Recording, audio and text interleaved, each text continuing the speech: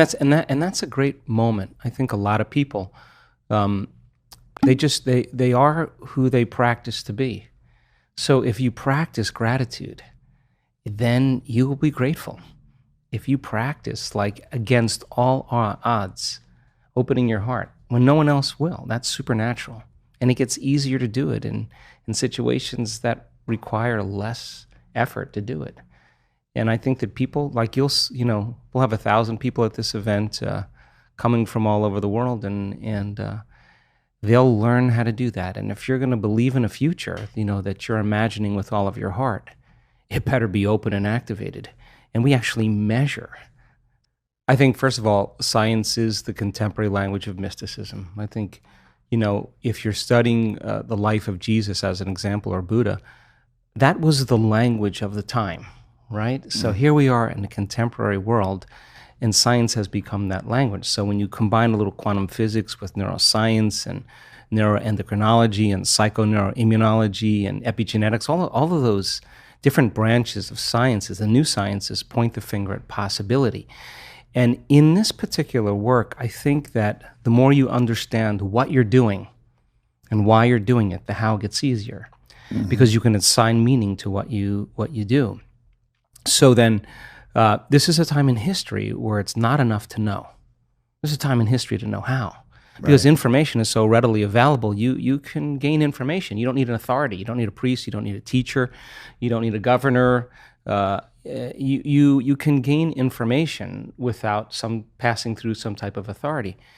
And so people are empowered. And the next most practical question is, how am I going to apply this to my life? Now, when you learn new things, you make new connections in your brain. That's what learning is. But if you can't remember what you learned, then you haven't made any new connections that are sustainable or maintainable.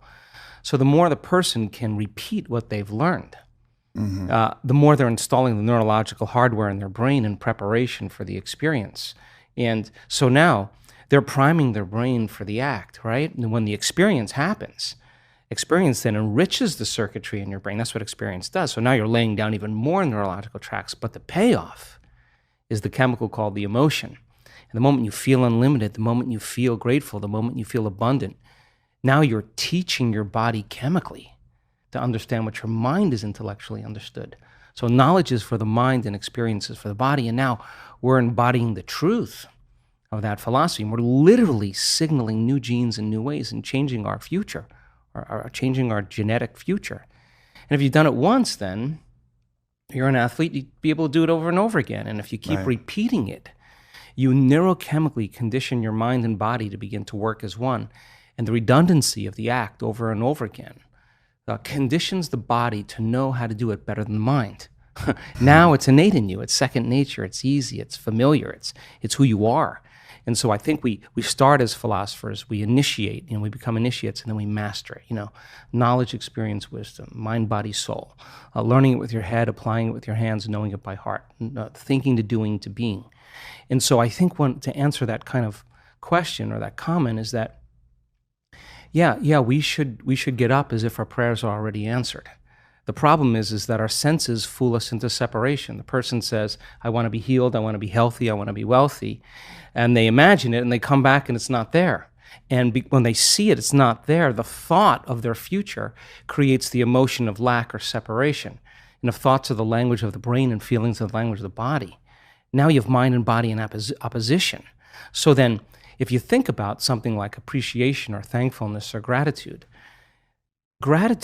when you are receiving something, when you just receive something, when something is happening to you in the moment, or something just happened to you that you enjoy, or you're surprised about, or is pleasing to you, you feel this emotion of gratitude. So gratitude becomes the signature, the emotional signature that it's already happened. Gratitude is the ultimate state of receiving. So now when the person combines a clear intention of their future and they open their heart and they feel the emotion of that future, their body is objective. It's the unconscious mind. It doesn't know the difference between the actual experience in their life that's creating the emotion and the emotion that they're fabricating by thought alone. In that moment, their body is believing it's in that future, in the present moment. And the stronger the emotion they feel, the more altered they feel inside of them, the more they pay attention to the picture in their mind. And we could say then that they're beginning to remember their future. And biologically, it's the same as remembering your past. So if you keep practicing opening your heart and you keep combining it with a clear intention, then the thought and the feeling changes your state of being, which means then if you keep doing that over time, you'll feel like your future has already happened. Now, what's the significance of that? If you feel like your future has already happened, you stop looking for it. You're no longer waiting and wondering when it's going to happen or how it's going to happen. You feel like it's already happened. So now you take your foot off the gas, and you're no longer trying to predict or control or expect how it's going to happen. You're connected emotionally to your future. Well, the antithesis is also true. The stronger the emotion you feel for some betrayal, some shock, some trauma, the more altered you feel inside of you, the more you narrow your focus on the outer environment, and the brain takes a snapshot, and that's called a memory. And so the stronger the emotion, the more the brain embosses the imagery neurologically in the brain. So then the person thinks neurologically within the circuitry of that experience, and they feel within the boundaries of those emotions. So then we could say then the person's biology is literally in the past. So you can't create a new future if your state of being is in the past. So people reaffirm their identity this way. They wake up in the morning and they say, let me think about my problems. And those problems are memories of past experiences that are etched in their brain. So they think about the person, the place, the object, the experience. And we could say then, if they believe that their thoughts have something to do with their destiny, they're thinking in the past. And every one of those problems has an emotion associated. So now they feel unhappy. Now they feel fear. Now they feel unworthy. And they might be addicted to those feelings. Oh, no, it's a conditioning process, because conditioning, all you need is an image. They've mastered this on television, an image or a brand and an emotion. And all you need is a stimulus and a response. So every time the person remembers their future, their past, as they remember their past, the image with the emotion is literally subconsciously conditioning their brain and body into the past. And so if they're living in the familiar past, guess what? They're going to predict the next future. They're going to want to be able to predict their future. So because that's the known. So that there's only one place where the unknown exists, and that's the present moment. And teaching people how to get into the generous present moment takes an act of awareness. And most people would rather turn on their TV or, get on their cell phone. And this is actually, Aubrey, not a bad thing. This is actually a moment of awareness. Yeah. And, when you're inside the jar, you can't see the label. And so we have this huge frontal lobe that gives us self-awareness. So then the insight never changes anything. You could have the insight that you're addicted to fear, you're addicted to competition, you're addicted to struggle. But that really means is that we're addressing reality matter to matter. And what we're at one point of awareness, one point of consciousness, and we're putting our attention on another point of consciousness, a future, an outcome. And the only way we know how to get there when we're matter trying to change matter is that we force, we control, we predict, we fight for it. Because that's how you are when you're living in survival. So then we have to move our bodies through space, and that takes time. So we think if we rush, that we're actually going to get there faster. But more and more of the rushing creates more of the addiction of those emotions, because the adrenaline that's released is actually an arousal. So a person is using the conditions, the problems, the situations in their life to reaffirm their addiction to some emotion. To me, that means we become addicted to the life we don't even like. And so that's why change is so hard. So then let's offer another alternative. Well, when you begin to create from the field instead of from matter, the only way you can do that is you have to learn how to take all of your attention off your body and become a nobody. Take all of your attention off all the people in your life that you give so much of your attention and energy to because you have an emotion associated with them. And get beyond all the people in your life and go from a someone to a no one. Mm-hmm. Now, if you've worked your whole life being a someone, or if you've been working your whole life thinking that you're your body, you're going to have to work a little harder because that's your identity. Sure. That's what you're associated with. Get beyond all the things in your life, your cell phone, your computer, your car, and literally go from something to nothing. You have to take all your attention off the place you work, the place you live, the place you need to be, the place you're sitting, and go from somewhere to nowhere. You got to stop thinking about the predictable future and the familiar past and go right into the present moment and go from some time to no time. And if you do that properly, you become pure consciousness. And that's how you enter the field. Now, we've done the research on this. We call it getting beyond the self. Now, once you are pure consciousness, you're taking all of your attention off this three-dimensional reality. Now, where you place your attention is where you place your energy. So if you've taken all of your attention off of everything material, there's only one place you're going to wind up, and that is the immaterial realm called the quantum field, an invisible field of energy that unifies and connects everything material. So now when you're creating from the field and you combine a clear intention with an elevated emotion, and you're connected and you feel connected, the suggestion of an alternative way to create is that when there's a vibrational match between your energy and some future reality, you actually no longer have to go anywhere to get it.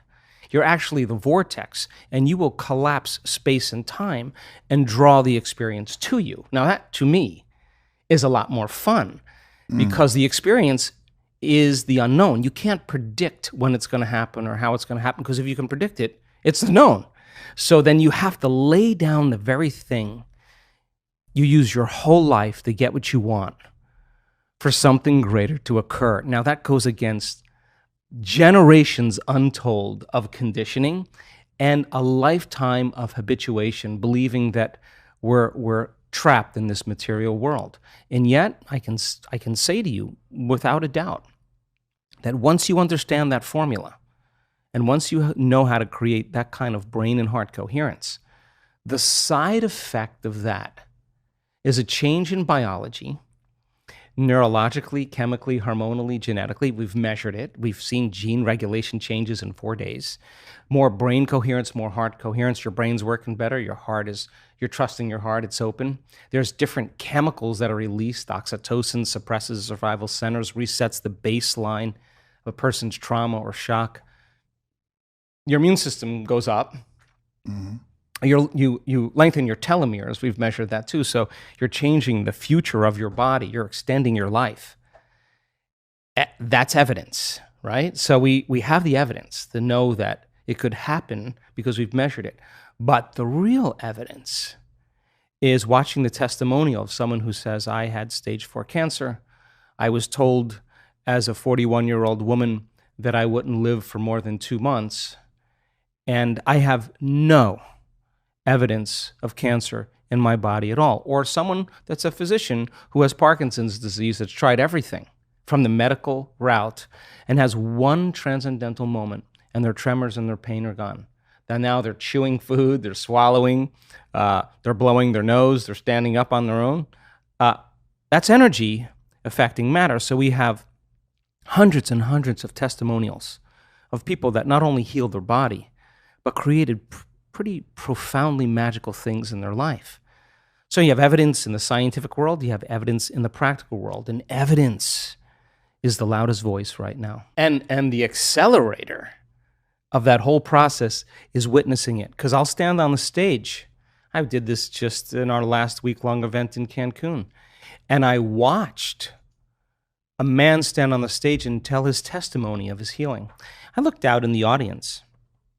There wasn't a person in the audience that was thinking about anything else. They were witnessing truth right before their eyes, a miracle. Now, you see that, and you look at the person, it doesn't look like a movie star, doesn't look like a vegetarian, doesn't look like they're buffed, doesn't look like they're different than anybody else. They just look like an average person.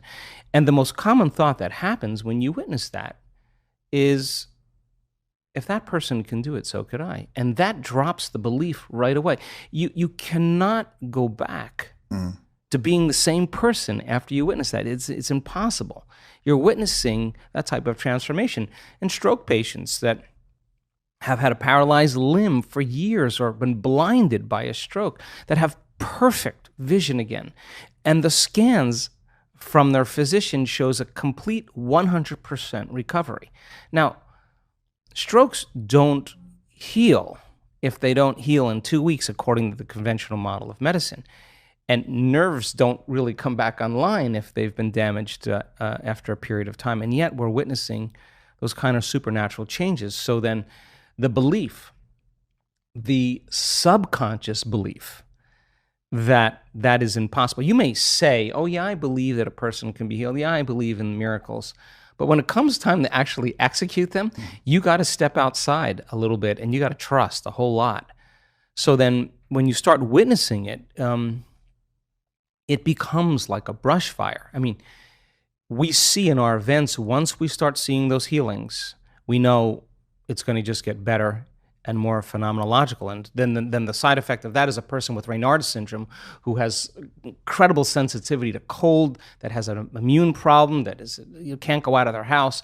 They stand on the stage and they say, I cannot believe it. I was just outside. It's November in London. I have no pain in my hands. And someone in the audience watches the same thing. We had 4 people at that event with Raynaud's syndrome go into complete recovery, into complete remission. So just like an infection spreads amongst the community and creates disease, all of a sudden health and wellness can be as infectious as disease. And wow, and all of a sudden it's the new consciousness, it's the new way. It's so we don't have to rely on something outside of us to make us feel better inside of us. We begin to figure that out.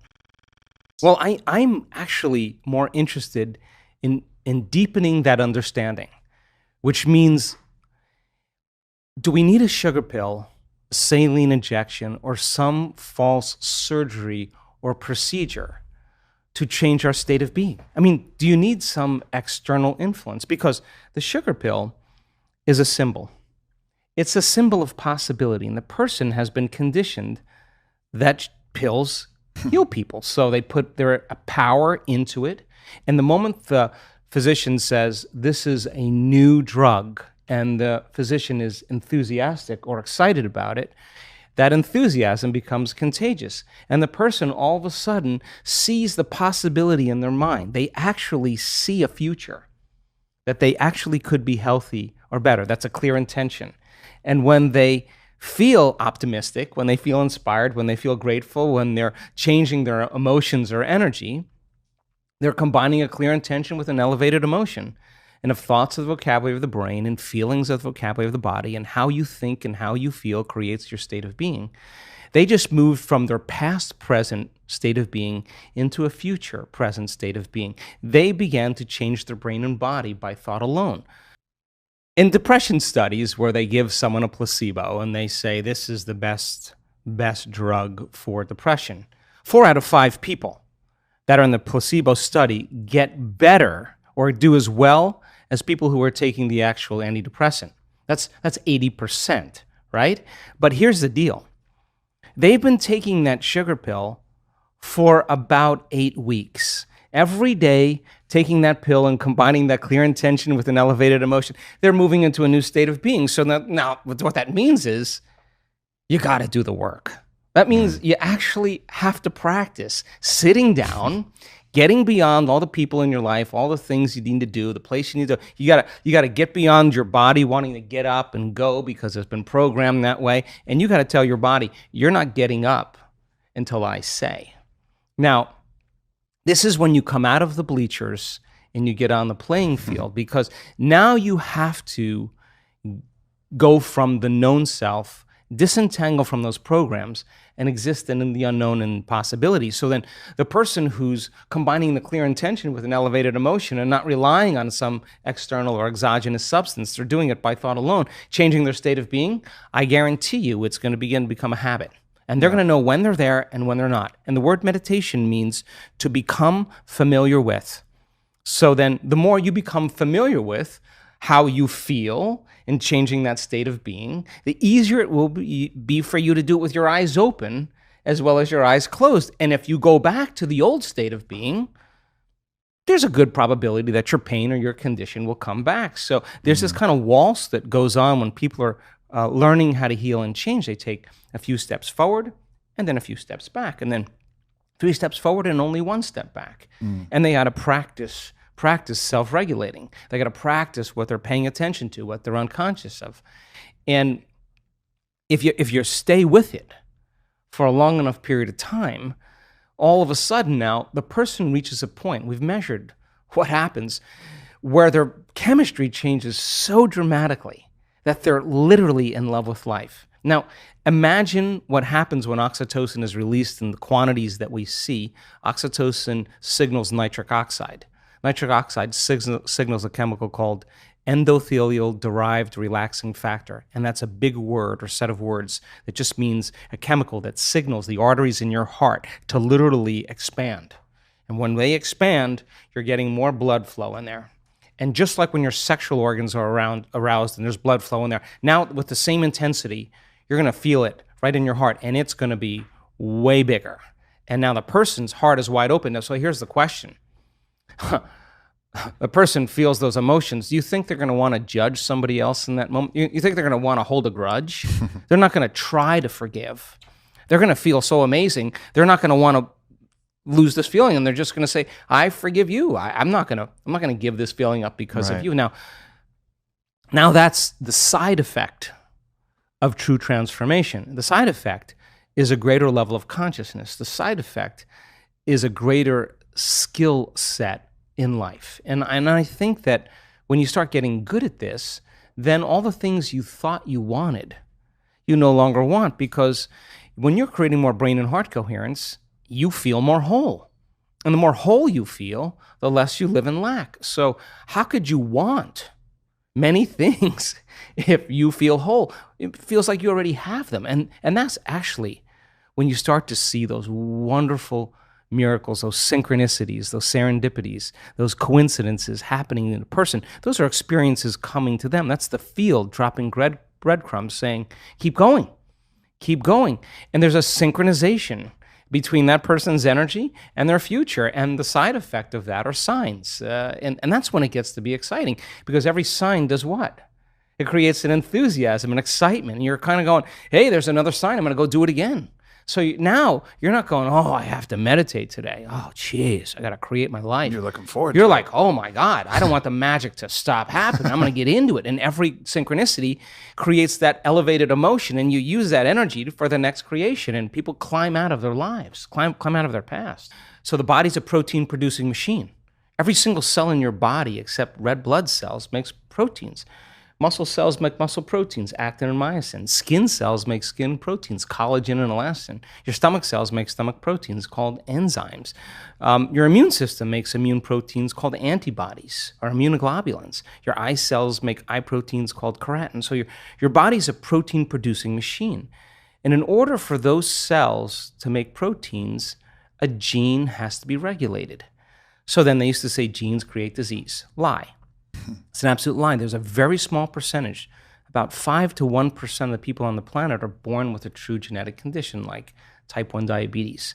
The other 95 to 99% is created from lifestyle or behaviors.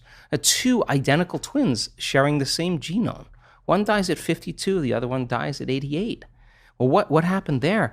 It was the reaction to the environment that caused their genes to be switched on or upregulated to make a healthy protein, or downregulated to make a cheaper protein. And it turns out that when you're living in stress and living in survival, you're living in emergency mode, and that's not a time for growth and repair. Yeah. That's a time to mobilize all the body's energy, all its resources from some endangered situation, real or imagined, in their life. So if you're living in emergency mode for an extended period of time, and you keep signaling that gene, well, my goodness, it makes sense then that over time the gene's going to begin to wear out, just like taking a copy of a copy of a copy of a copy. Sooner or later, you're going to start making a cheaper protein. So the expression of proteins literally is the expression of life. So then, is it possible then to signal the gene ahead of the environment? The answer is absolutely yes. Because if a person's waiting for their wealth to feel abundance, if they're waiting for their health to feel wholeness and gratitude, if they're waiting for their new relationship to feel love, they're living by the old model of reality of cause and effect, waiting for something out there to change to make them feel better. And here, take away their lack or emptiness. But the moment the person embraces the emotion ahead of the event, if they understood what they were doing and why they were doing it, then if the environment signals the gene, and it does, and the end product of an experience in the environment is an emotion, when you embrace the emotion ahead of the experience, you're signaling the gene ahead of the environment. And if genes make proteins, and proteins are responsible for the structure and function of your body, you begin to become that very person. So it's not our wealth, it's not our health, it's not our new relationships, it's not the things we accumulate, it's who we become. Yeah. So we overcome the old self, which takes a great act of will and awareness, and we become somebody else. So then when you become it, nobody can take that away from you. In fact, you know how to do it, or you know that you are it. And an abundant person doesn't say, I'm abundant, I'm abundant, I'm abundant, or a healthy person doesn't say, I'm healthy, I'm healthy, I'm healthy. They don't say that. They are it. Yeah. So then most people have just been fooled by their senses because they're 5% of their conscious mind is holding the intent, but their body is habituated into a predictable future or emotionally conditioned into the past.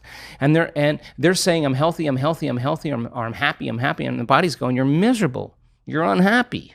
That thought can't even make it past the brainstem to the body.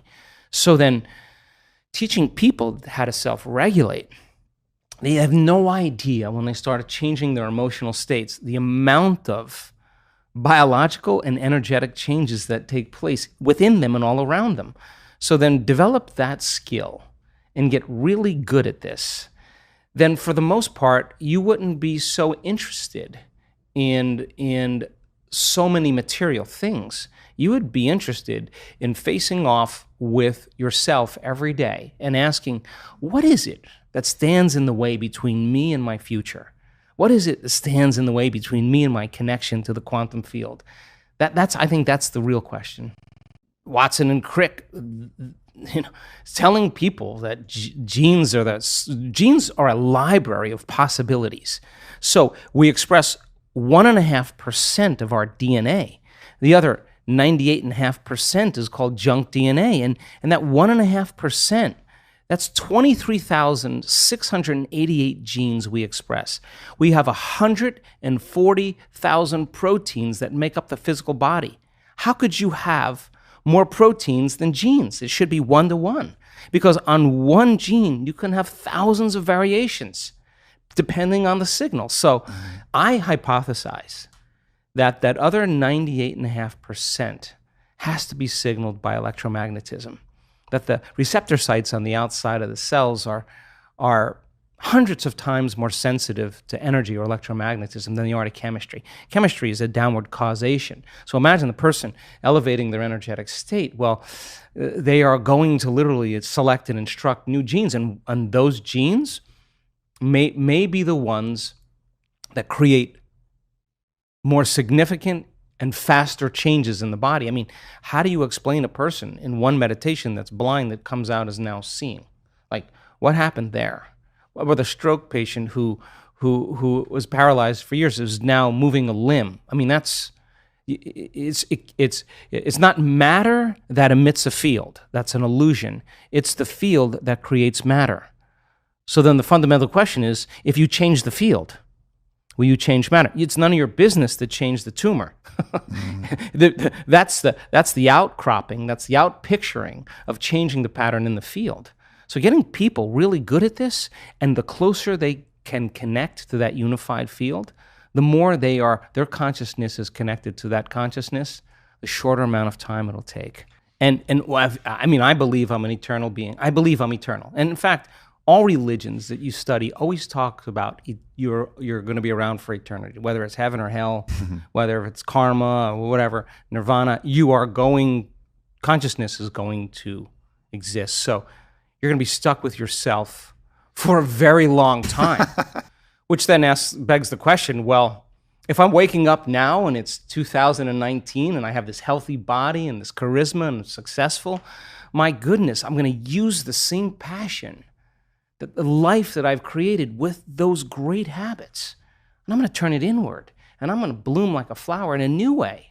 Because, hey, someone did it at 33 years old. You're 38. Mm-hmm. So what? There are people in this group that were about ready to go that are in their 80s, and they could be home watching Wheel of Fortune, and they're all in. And you can't tell me you're too old to do this work. We have people in their 80s and a few in their 90s. I've seen their brain scans, and they know how to do it. And you know what? They're happy. You can't tell me you're too sick to do this work any longer. We have really, really sick people that have reversed very serious health conditions and even genetic disorders that there were no solutions for in medical science. And there were days that they doubted themselves. And there were days that they didn't feel like doing their meditations. And there were days they were in so much fear because the doctors told them they were stupid and they were going to die. And there were days they could have excused themselves and said, I have too much going on, I'm too busy. And they could have excused themselves and not done the work. But guess what? They did it anyway. They overcame the conditions in their environment. They overcame their beliefs. They overcame those programs, the conditioning. They overcame their body. They overcame their fear. Their love for life started to become greater than their fear of death. That's just because they made the effort to turn the battleship around. And you can't even tell me that you're too overweight or too underweight or too out of shape. I've seen it on all shapes and sizes. You can't even tell me that you never meditated before. In fact, many times people who have never meditated before have the most profound readings because they're not trying to do anything or expect to do anything or doing it their way. They're just following what you tell them to do. And in their innocence, they run right into something really big. So what? At 38 years old, practicing this, you could say then my new goal is to live for 150 years in a body that's 38 or 48. And we're measuring telomeres. We have people, many people, their biological age is way different than their chronological age. They don't care that they're 38. Their body tells them they're 28. And why? Because they're working with down-regulating genes for disease and up-regulating genes for health every day. Why? Because they understand that they can. And if you don't understand that you can and you're ignorant, then it doesn't work. So then people who actually say, I'm going to experiment, I'm going to become the scientist with my life. I'm going to measure the effects of me at cause. That's how I live. I say, all right, I'm going to change my energy. I can tell you, nobody changes. In all the years I've been doing this, nobody changes until they change their energy. And when you change your energy, you change your life. And why not every day instead of getting up and searching for your cell phone? 86% of the people that have a smartphone, the first thing they do when they wake up is they do their WhatsApp, their text, their Facebook. They take a picture of their feet, they post it on Facebook. Then they do their Instagram, take a picture of their cat, and then they link in and they check one email, the other email, they check the news, and now their attention on everything known in their life. They reaffirm their identity, and then they go through all those routine behaviors. 95% of them, they're not even present and conscious of. There's just a group of them. Or they're remembering their problems in their past. That's how they start their day.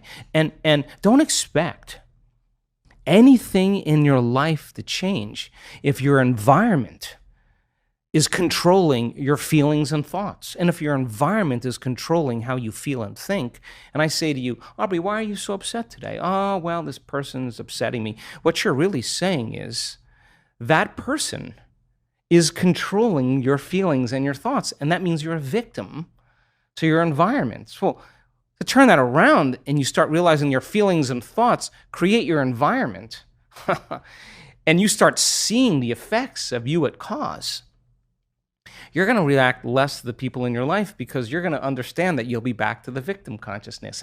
And when you start seeing that you're creating outcomes in your life, you're going to believe more that you're the creator of your life and less the victim of your life. And I say, the more you practice it, the better you get at it. It's a movement now. I mean, I'm waking up in my dream. I honestly, Aubrey, never thought that I would witness what I'm witnessing in this lifetime. And there's a new consciousness emerging. There's something happening where people are latching on to their own empowerment, latching on to their own unlimitedness. And it's becoming very contagious. So the person, I used to golf a lot with my friends, and I used to say to them, I mean, I'm a decent golfer, but I'd say to them, I'm just not good enough to get upset. I'm really not. But I'm going to have a lot of fun, and I'm going to play. And the more fun I have, the better I play. I watch, you duff a shot, and then you start getting angry and frustrated. It's the same thing. Yeah. That's your game is you're gonna make the same mistake on the next swing because your emotion is keeping you in your past. So you got to make a choice to self-regulate or not. And the ones that get right back on, that have ice water in their veins, that can settle down and refocus again, yeah, those are the ones that execute really well. So the person who can't get beyond themselves, it's just a matter of practicing. How many balls do you have to hit? How many punches do you have to throw? How many kicks do you have to throw? Till all of a sudden you start looking forward to doing it. And yeah, I can tell you this because I've been doing it for a very long time. Some days are easier than others, but I'm not going to give up. I'm just not. I mean, if I'm going to carve out some time, then I'm all in. I'm not going to shut my cell phone off. I'm going to can disconnect from it. It's all going to be there when I get back. What I'm going to do is I'm going to make my inner world more real than my outer world. And step by step. I mean, you can't get impatient doing this. You can't get frustrated doing this. You can't get resentful doing this. You can't force it or control it doing it. I've seen what happens in the brain. You're going to make your brain worse. So sooner or later, you start figuring out that isn't it. And all of a sudden, you start following the instructions. And you start going, wow, that was really easy. What was I doing up to this point? Everything but the formula. You were doing everything else but the formula, doing it your way, analytical mind telling you to quit, it's too hard, you'll never get it. Yeah, those are the exact things that are standing in the way between you and your future. And every time you become conscious that you do that and you settle back down, that's a victory. Every time your body wants to get up and check an email or check the cell phone or get up and get a cup of coffee and you settle it down, you're telling the body it's no longer the mind, that you're the mind. Every time it wants to go back to the past and romance some trauma just to reaffirm some emotional state, and you become conscious of that, and you say, where I place my attention is where I place my energy, and I'm siphoning energy out of the present moment into the past, and you become conscious of it, and return back to the present moment, that's a victory. And every time you start thinking about the staff meeting at 6 o'clock or 5 o'clock in the afternoon, and that's the known, and you stop and you return back to the present moment, you're disinvesting your attention and energy out of that future, and you're making room for the unknown in your life, and that's a victory. And when your will gets greater than the program, because most people lose their free will to programs, because they are on that wheel where you could take their yesterday and lift it up and set it on their tomorrow, because they're in the habit of doing everything in a routine way. So then when they lose their free will to a program and their body, which is a habit, has become the mind, now their body's dragging them into a predictable future. And they've lost their free will to a program. And you sit down and your body is telling you, I'm going to die in this meditation. I'm going to suffocate. This is going to end. I can't. And you just keep settling it back down. Every time you do that, it's a victory. If you're going to say, I'll do it later, or I'll do it tomorrow or Monday, you're in a program. Yep. Right? Because you actually should be doing it in the moment. Right? Right. So then I assert that if you're not in the present moment, you're running a program. And so the more, listen, paying attention is being present, and it's a skill. And you know when someone's present with you in your life because they're paying attention to you. And you know when they're not present with you because they're not paying attention to you. So then imagine you're going to create and you're not present. How could you miss the moment of creation? You then are in the known. You're in the familiar past or the predictable future. So that sweet spot of the generous present moment, if you keep practicing overcoming your body, overcoming the conditions in your environment, and overcoming that predictable future and the familiar past, and you keep working for the present moment, you are going to develop the habit of being present. And if where you place your attention is where you place your energy, and you're in the present moment, you got a lot of energy to use. You got a lot of energy to execute. You got a lot of energy to design a destiny with. I'll be the first person to say that we already know how to do this. Yeah. We are wired to be creators. We already know how to do it. You just made up your mind that it was more important than anything else. And you have that vision, you have that possibility, and the moment you feel that emotion, you're connected to your future, and no person, no thing, no experience will stand in the way between you and that future. And it's feeling connected to your future, feeling the inspiration, the joy, feeling the exuberance, the love for your future every day is going to, just like your body follows your mind to the coffee maker, to the toilet every morning, to the known, your body is going to follow your mind right into that future because that's where your attention and your energy is. So then, yeah, if it isn't happening in your life, then there's some emotion. There's some unconscious attitude or thought process, hardwired. There's some habituation of thought, behavior, or emotional reaction that's keeping you as you. So then if your personality creates your personal reality, and it does, and your personality is made up of how you think, how you act, and how you feel, then the present personality who's listening to this show has created the present personal reality called her life. So if you want to create a new personal reality, a new life, it means you're going to have to change your personality. That means you're going to have to start thinking about what you've been thinking about in that 95% and change it. You're going to have to become conscious of your unconscious habits and behaviors, how you speak, and modify them. And then you're going to have to look at those emotions that keep you connected to the past and decide, does this emotion belong in my future? And if it doesn't, leave it behind and the memory associated with it. So most people try to create a new personal reality as the same personality, and it doesn't work. We literally have to become someone else. And the act of becoming is a function of overcoming. So that means you got to light a match in a dark place. And when you sit down and all of a sudden you hear those voices, I can't, it's too hard, I'll never change, it's my ex's fault, it's my boss's fault, I'm too this, I'm too that, I'm too old, I'm too tired, it's too late. And those are the thoughts that are the boundary of the known. And now you're stepping out into new territory, and the body that's been conditioned to be the mind emotionally is saying, don't leave the known here. Stick with guilt. It's much better. Stick with suffering. At least you can predict it. And yet your conscious mind is wanting to go for a ride, and your body's going, whoa. So then it may take a little time to help the body out of the past. It takes some time, right? So then the person can have a great meditation and feel really connected, and then get up and then get frustrated on the freeway and judging everybody else. I mean, you just disconnected from the energy of your future, and you're back to the energy of your past. Don't expect anything to change. And if you tell me it's because of that person or that circumstance, I'm going to say, oh, you're back to the unconscious program of being a victim in your life. And so there is a period, a grace period of transformation where we have to cross this river from the old self to the new self. And that void, that unknown, is the neurological, the biological, the chemical, the hormonal, the genetic death of the old self.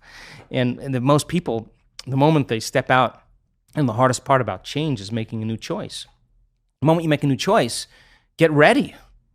You're leaving the known. It's going to be uncomfortable. It's going to be unfamiliar. There's going to be some uncertainty. You can't predict. You're not in the known any longer. And most people, they step out and they hear that voice. It's too hard.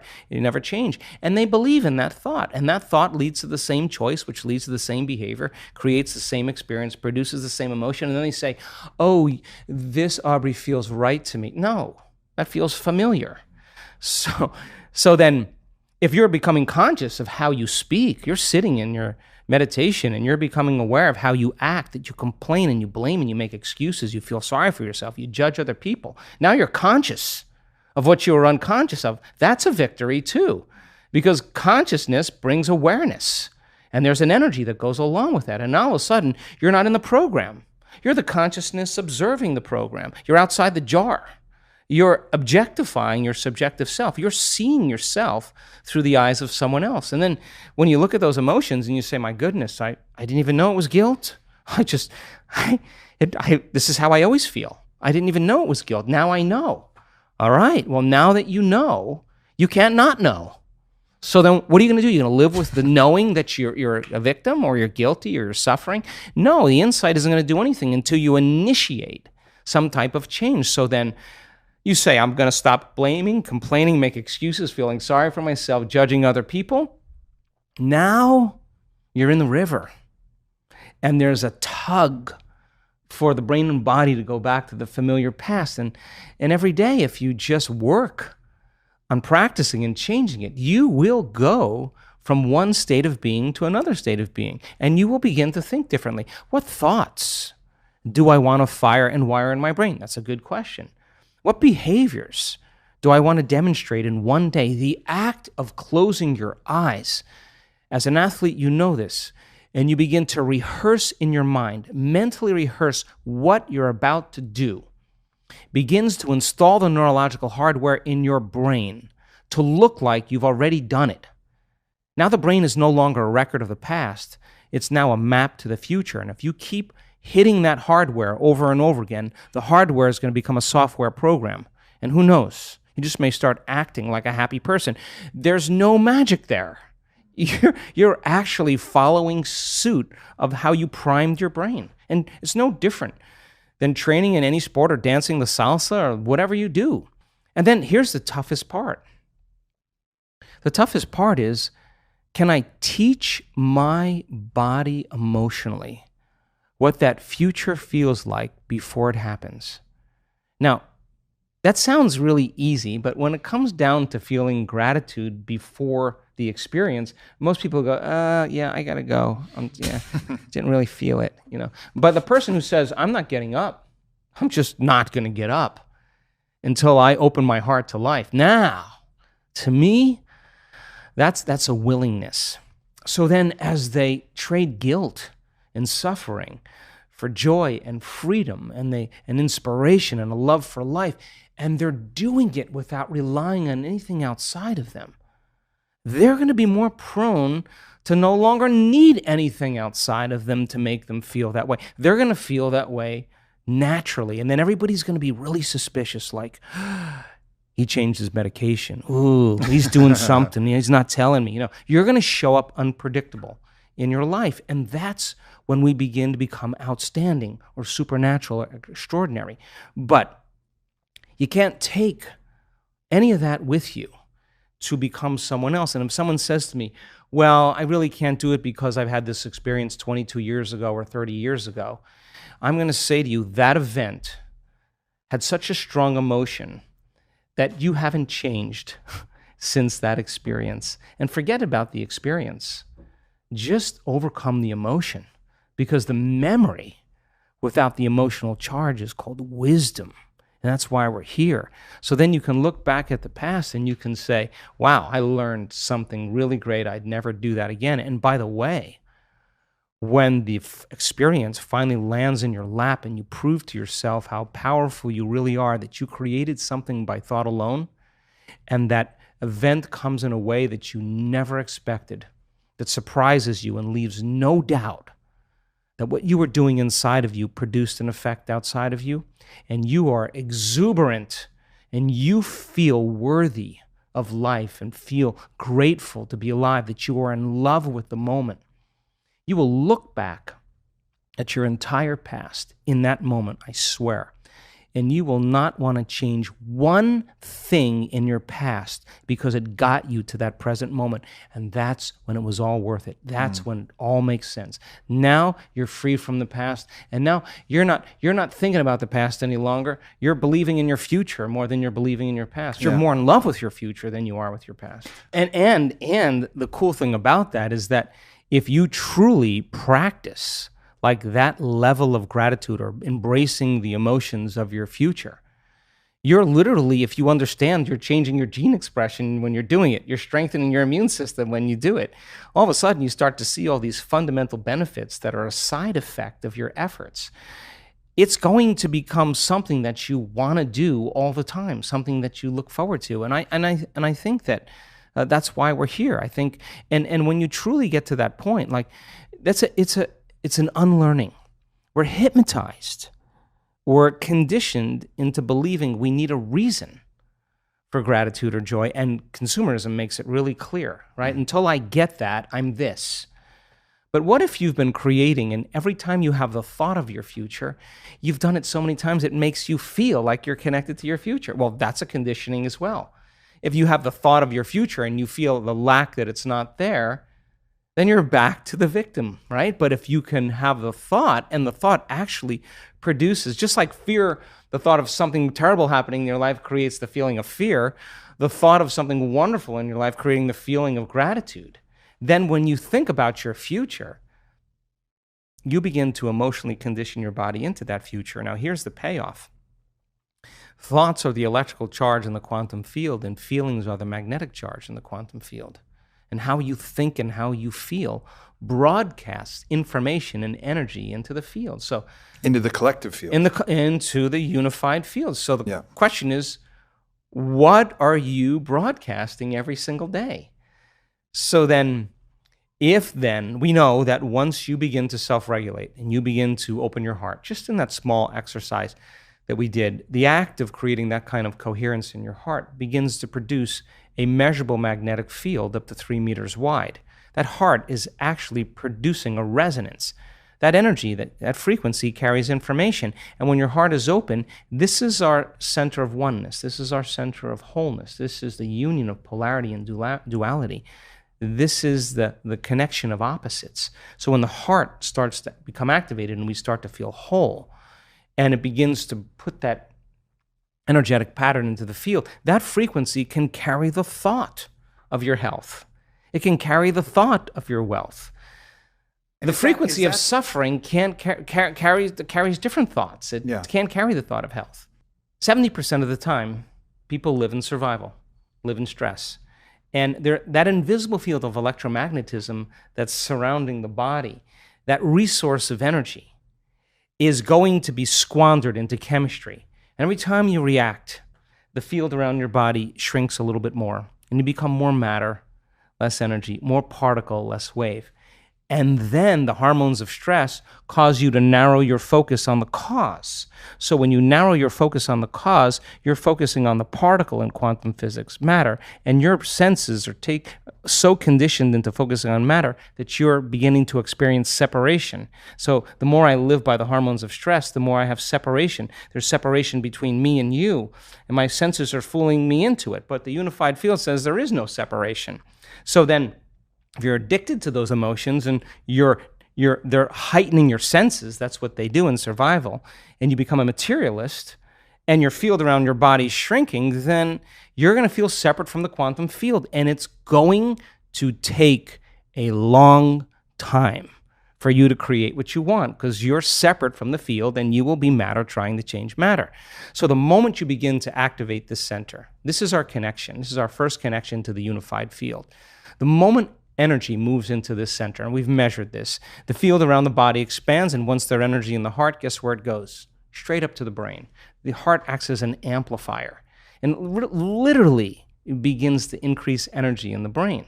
So now, once that field begins to expand, and you get beyond, you take all of your attention off your body, off the people in your life, the things you own, place you need to be in time itself, and you become pure consciousness, and you take all of your attention out of this three-dimensional reality, out of the known, and you start putting your attention on that field. There is a technique that we teach to do that, and you begin to feel connected from that field. Now, the faster the frequency, the higher the emotion you feel, the shorter amount of time it's going to take for it to appear in your life, because the faster the frequency, the closer you're getting to oneness and wholeness. So then when you teach people how to get beyond all of the elements in this three-dimensional reality and begin to open their heart, that frequency is their connection to the field. The moment they open their heart, they become more energy than matter, more wave than particle. And now that becomes the amplifier that begins to generate a whole new set of thoughts, a whole new consciousness. And that heart center then makes us want to serve, makes us want to take care of one another, to inform one another, to help one another, to give to one another, to heal one another. That's what creates unity. We know this to be the case. We've taken 1,000 people in a room. We've set 50 people in the front of the room wearing HRV monitors, heart rate monitors. And we've told the entire audience to move into heart coherence and brain coherence and have the intent for the greatest good for the people sitting in the front of the room. In a matter of seconds, all their hearts go into coherence at the exact same time, in the exact same day, in the exact same meditation. They're being influenced by energy, and their autonomic nervous system is being entrained to a new frequency. So imagine then, you begin to change your energy, you begin to affect many people in your life. If you're feeling connected to all possibilities, then it makes sense then that once you're connected, you don't have to worry about how it's going to happen or when it's going to happen. It's none of your business. It's like your consciousness is already communicating with the consciousness of all of the collective consciousness around you, which we're all connected to ultimately. And the closer you get to source, the more you can surrender and go deeper, the more connected you are. Then how it plays out in three-dimensional reality, leave it up to the greater mind and just live as if your future has already happened.